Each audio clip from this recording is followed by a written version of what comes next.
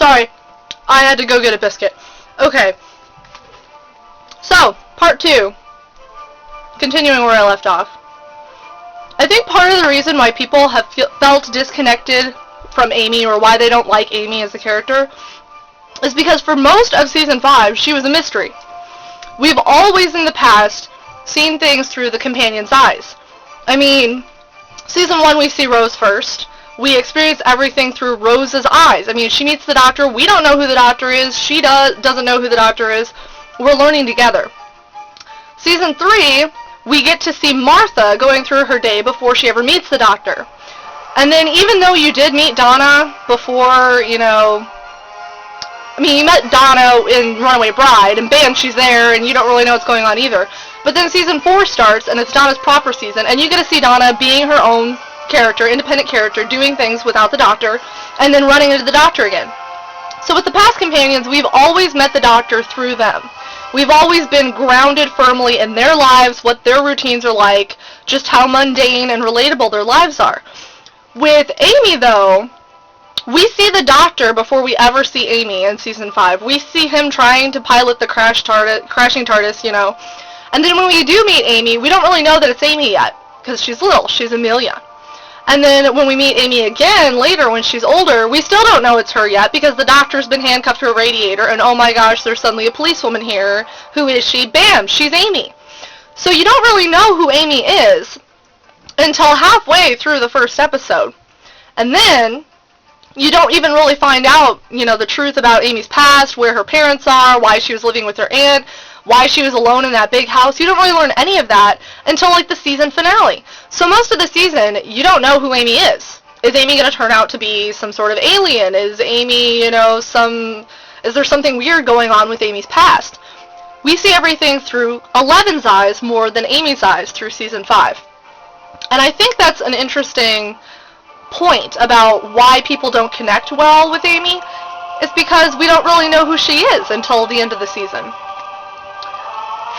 Something else that I want to mention about Amy is her abandonment and commitment issues. I mean, okay, she's been abandoned by people her whole frickin' life. First, her parents get sucked into the crack and disappear. Her Aunt Sharon is obviously an absentee guardian. She's very rarely at home, and when she is, she just makes Amy talk to all these crazy psychiatrists. And then the doctor comes into her life, promises to come back, leaves, comes back again, leaves again. Of course this girl is going to have commitment issues and issues with abandonment. But I think as we see in the season finale, Rory staying by her side for 2,000 years, and then the doctor sacrificing himself so that she can have her family back in a normal life, and basically fixing all of her abandonment issues, because this time he didn't let her down. He did exactly what he needed to do to give her family back. I think that we're going to see Amy as slightly different in Season 6, at least I hope so. I hope Moffat actually does this, because it would make sense. I mean, obviously, this new Amy doesn't have an issue with saying that she loves Rory. You see in Amy's Choice, she says, I never told him I loved him until it was too late. Well, in the finale, in Big Bang Part 2, you see how she immediately says, I love you to Rory when she's hanging up the phone. I mean, she says it casually as if she said it a million times before. And she's always had her family now. And the doctor does show up when she remembers him. He comes to her wedding because she tells him to. So I think this new Amy is going to be a little bit better with her commitment. But I don't think that means that she has to be, a completely different character. I can still see her being flirty and confident and stuff, which I think is only right, because that is part of Amy's personality. I just think that she's a very flirty, forward, open, friendly person, and I hope that that stays the same at least. River Song! A fabulous head bitch in charge, worth loving, okay? I have been River's fan since Season 4 when she first showed up. And that's probably strange considering what a Rose Doctor shipper I am, but I don't think that being a Rose Doctor shipper means that you automatically have to hate River Song. Part of the problem with River Song when she first showed up in Season 4 is that they made this big deal out of how she was so awesome and she put the Doctor in his place and blah blah blah blah blah, and they built up this huge mystery around her. But you really didn't get to see River do enough stuff in that two-parter in The Silence in the Library and Force of the Dead. You didn't get to see her do enough stuff to actually back that up. It was a lot of talk, very little action.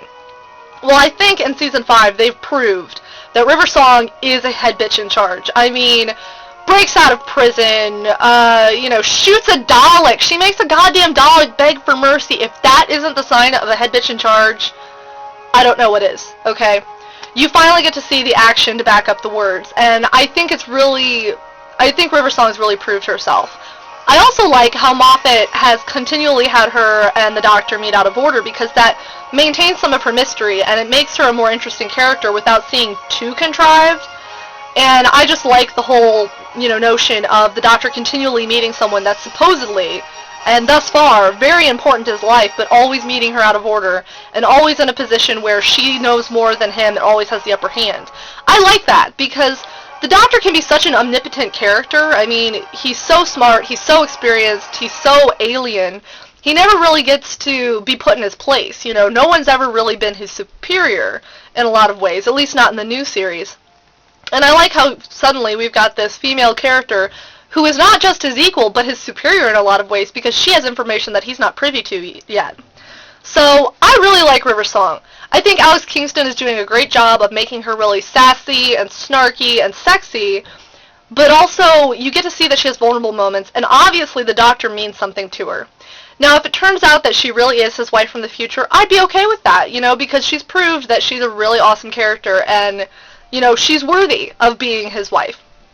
I mean, I'll still always ship Rose and Doctor, but that doesn't mean that I can't also like River Song. But my friend Gabby actually has a really interesting theory. She thinks that the good man that River kills might not be the Doctor after all, and that it might be Rory. I really hope that that doesn't prove to be true, just because that poor guy has been killed way too many times, and I'm going to get kind of pissed with Moffat if he kills him off again, especially after giving him his happy ending with Amy, just because I think it would be too contrived then. It would be following too much into Rusty's footsteps, kind of, oh, let's just continually, yank your heartstrings out for, effect. I hope that doesn't happen. I also kind of like the idea of River turning out to be the Master. That would be so twisty and awesome. Or the Ranny. That would be really interesting too, just because I think that they need to touch back a little bit more to Classic Who and to the other Time Lords, and it would also explain why she knew that his nickname was Theta, because she wrote it on the cliffs, the Hello Sweetie. She put the Theta symbol there. So I think that would be really interesting if it turned out that she was actually another Time Lord from his past, or if she turned out to be Romana. That would be a really great twist. I really love Stephen Moffat's fabulous usage of and emphasis of the wibbly-wobbly, timey-wimey stuff. This is a show about time travel, and I feel like Rusty never really used it as well as he could have. Moffat has been doing a great job of having the Doctor use time to his advantage. I mean, you saw it in The Big Bang when he was constantly buzzing back and forth between times in order to get things accomplished. You saw it in A Christmas Carol when he did it so that he could find out the number code, to get into the room where all of the ice boxes were being kept. I really like how Moffat utilizes wibbly-wobbly, timey-wimey, because this is a show about a time traveler, and I feel like the whole time travel aspect should be really played up and done cleverly and well. And the Doctor, I mean, with all of his hundreds of years of experience with it, he should be a pro at using every single second to his advantage. So I really like the wibbly-wobbly, timey-wimey stuff. I really like Season 5 because we finally get a return to a joyful Doctor and a more lighthearted, happier series. And I feel like the Doctor is an eternal optimist. I mean, yeah, he has his down moments. Yeah, he has plenty of reasons to angst. But we got so much angst with 9 and 10. I think it's great that the Doctor is finally showing signs of moving past the Time War, moving past the loss of Rose. He's, becoming stronger and a happier character again, and I think that's great, because this is a show that needs to be happy and upbeat. One last thing I want to point out. Just the way that Rusty tackled the Doctor and the way Moffat tackled the Doctor. In Runaway Bride, when the Doctor first meets Donna, he's scanning her with his sonic screwdriver, and he's like, why do they want you so badly? You're not clever, you're not important. Then we see in the End of Time, when the Doctor is railing at Wolf as he's trapped inside that radiation box, and he's like, you're not important at all, look at me, I could do so much more. Then we get Stephen Moffat in A Christmas Carol, and Eleven says, isn't that something? In 900 years of time and space, I've never met anyone who wasn't important.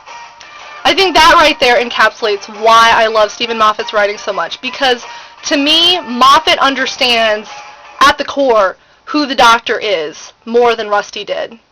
Because Rusty just played too much with the angst and the emotions and things like that.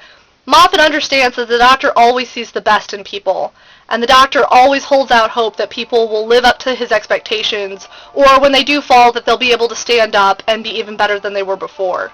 The Doctor truly doesn't believe that there is an unimportant person in the universe, and that's why I love him so much, and that's why he's my hero so much. So that was my 2-part epic Doctor Who Season 5 defense vlog. Hope you enjoyed. See you later.